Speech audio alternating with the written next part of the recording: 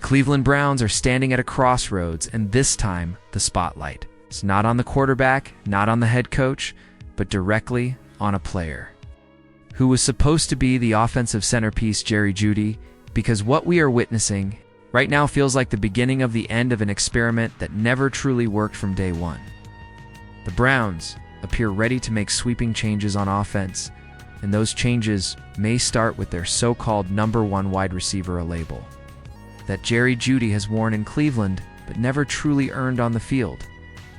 This season exposed everything: the drops, the lack of separation, the sideline frustration, the visible disconnect with teammates, and even moments caught on camera that raised serious questions about effort, accountability, and leadership.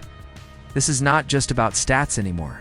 This is about identity, and the Browns front office knows it. When you look at the numbers, Jerry Jeudy finished near the top of the league in drops among receivers who were given number one responsibilities.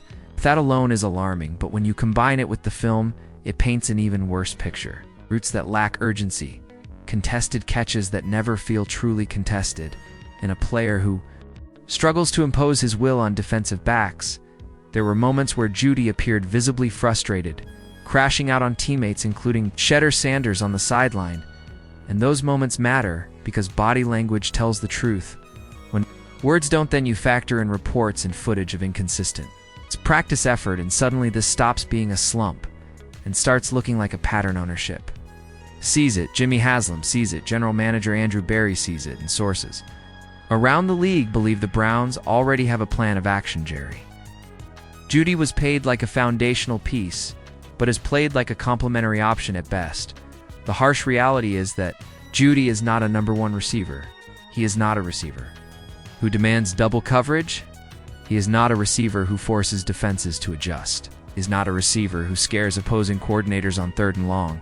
He is a slot receiver, a role player, someone who can be useful when the attention is elsewhere. And that is the core issue. Cleveland asked him to be something he has never been. The Browns now hold the 6th overall pick in the upcoming NFL draft, and while offensive line help remains a priority, the opportunity to reset the wide receiver room is right there staring them in the face. This draft class offers legitimate game-changing talent at the position, and two names in particular have become central to the conversation: Ohio State standout Carnell Tate and Arizona State superstar Jordan Tyson. These are not developmental prospects. These are players who project as immediate contributors with true number one upside. Jordan Tyson in particular has scouts buzzing because his explosiveness jumps off the screen. This is a 3-level threat who accelerates effortlessly, who eats up cushion, who wins in and out of his breaks, and who consistently creates separation. Something Jerry Jeudy has struggled to do against top-tier coverage. Tyson's movement skills, his suddenness, and his ability to flip field position with one touch make him a potential slam dunk as a franchise receiver. Some evaluators have even compared his explosive traits to Malik Neighbors, and stylistically, he reminds many of a young Odell Beckham Jr. Electric, unpredictable, and dangerous every time he touches the ball. Carnell Tate brings a different but equally valuable skill set. He is longer, smoother, and excels on the boundary. He wins contested catches, he plays outside his frame, and he brings physicality to the position that the Browns simply do not have right now.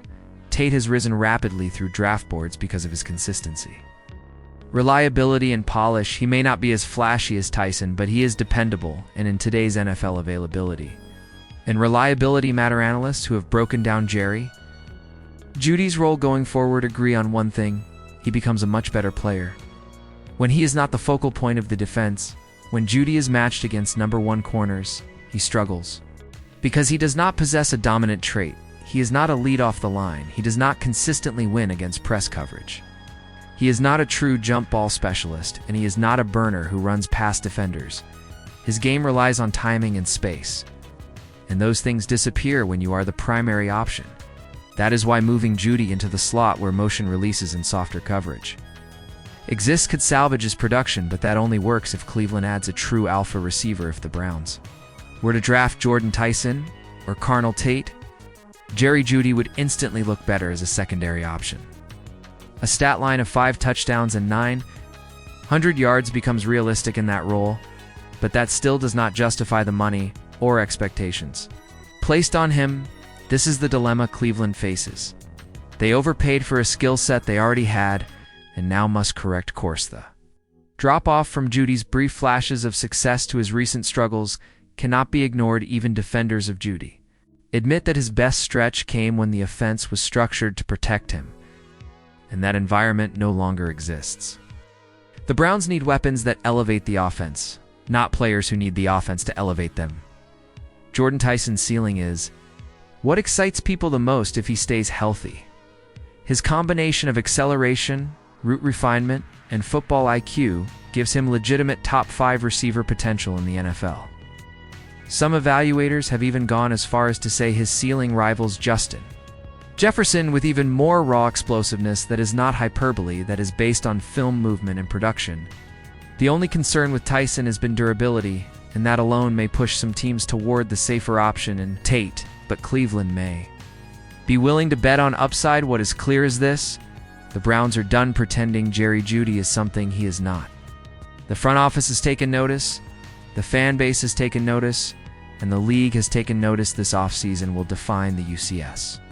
The direction of the franchise and the decisions made at wide receiver will send a message about accountability, performance, and expectations.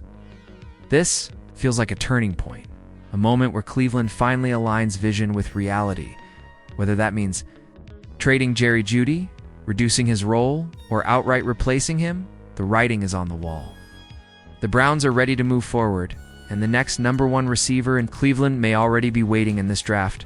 Now I want to hear from you. Do you think Jerry Jeudy deserves another chance as the #1?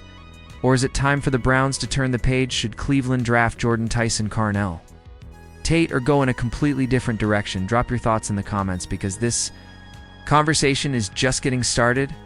If you enjoyed this breakdown, make sure to like the video, share it with other Browns fans, comment your opinion, and subscribe to the channel for more real football talk coming your way nonstop.